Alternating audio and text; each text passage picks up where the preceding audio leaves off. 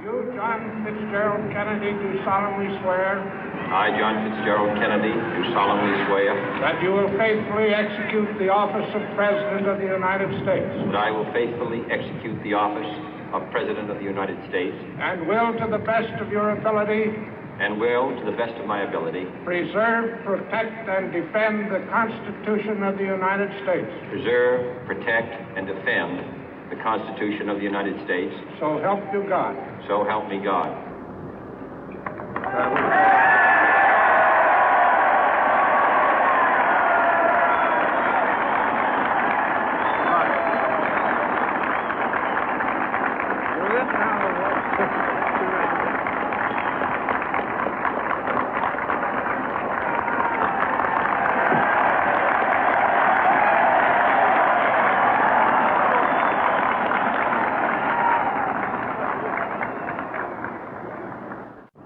Vice President Johnson, Mr. Speaker, Mr. Chief Justice, President Eisenhower, Vice President Nixon, President Truman, Reverend clergy, fellow citizens.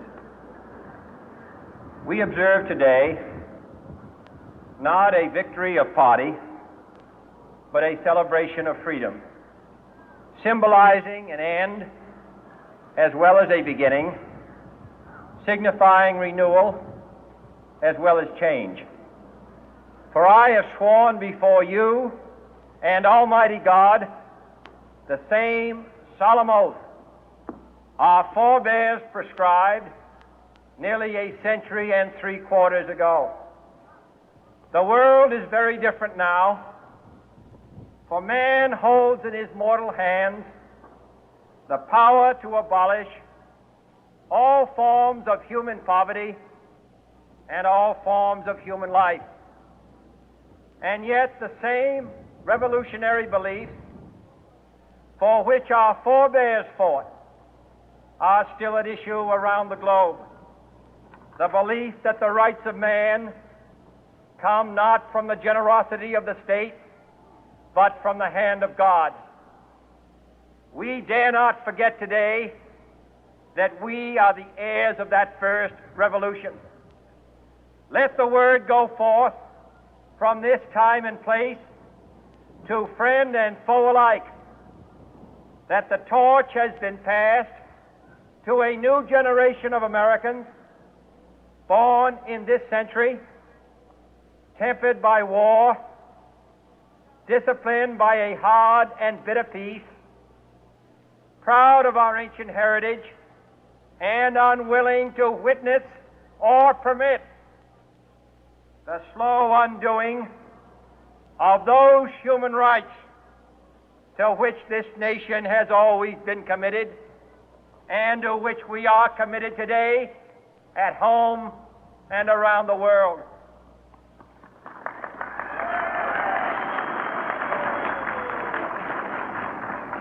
Let every nation know, whether it wishes us well or ill, that we shall pay any price, bear any burden, meet any hardship, support any friend, oppose any foe to assure the survival and the success of liberty.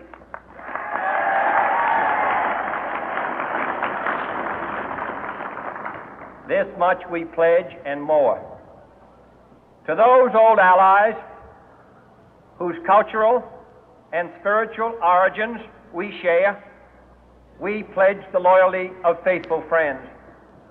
United, there is little we cannot do in a host of cooperative ventures. Divided, there is little we can do, for we dare not meet a powerful challenge at odds and split asunder. To those new states whom we welcome to the ranks of the free, we pledge our word that one form of colonial control shall not have passed away, merely to be replaced by a far more iron tyranny. We shall not always expect to find them supporting our view, but we shall always hope to find them strongly supporting their own freedom, and to remember that in the past, those who foolishly sought power by riding the back of the tiger ended up inside.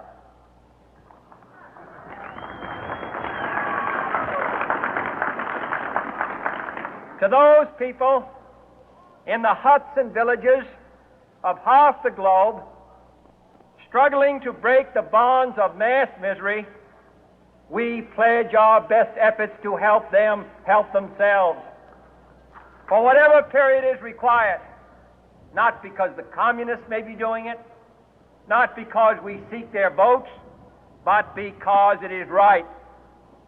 If a free society cannot help the many who are poor, it cannot save the few who are rich.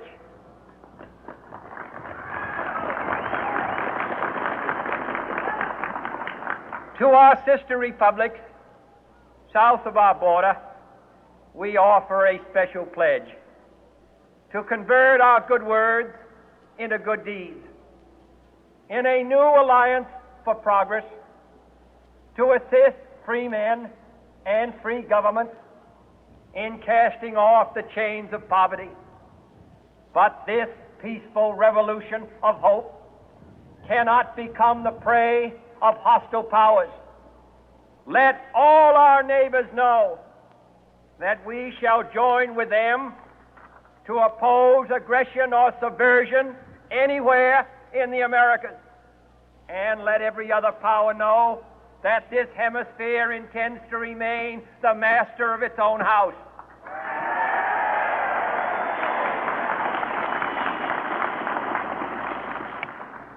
To that World Assembly of Sovereign States, the United Nations, our last best hope, in an age where the instruments of war have far outpaced the instruments of peace, we renew our pledge of support to prevent it from becoming merely a forum for invective, to strengthen its shield of the new and the weak, and to enlarge the area in which its writ may run.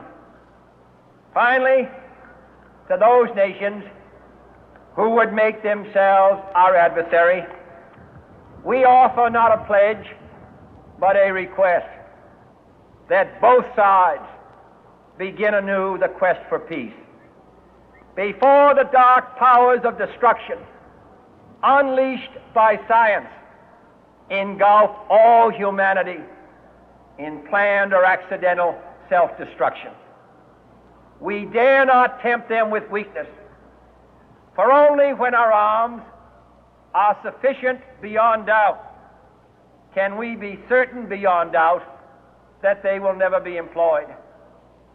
But neither can two great and powerful groups of nations take comfort from our present course, both sides overburdened by the cost of modern weapons, both rightly alarmed by the steady spread of the deadly atom, yet both racing to alter that uncertain balance of terror that stays the hand of mankind's final war.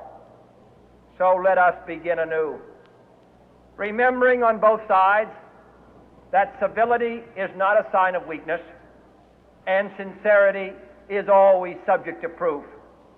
Let us never negotiate out of fear, but let us never fear to negotiate.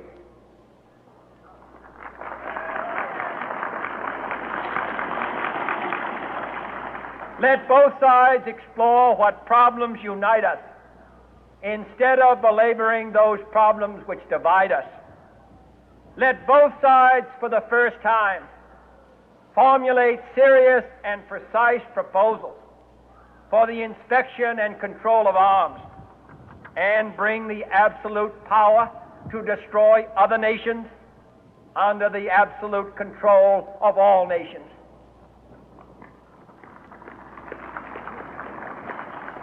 Let both sides seek to invoke the wonders of science instead of its terrors. Together, let us explore the stars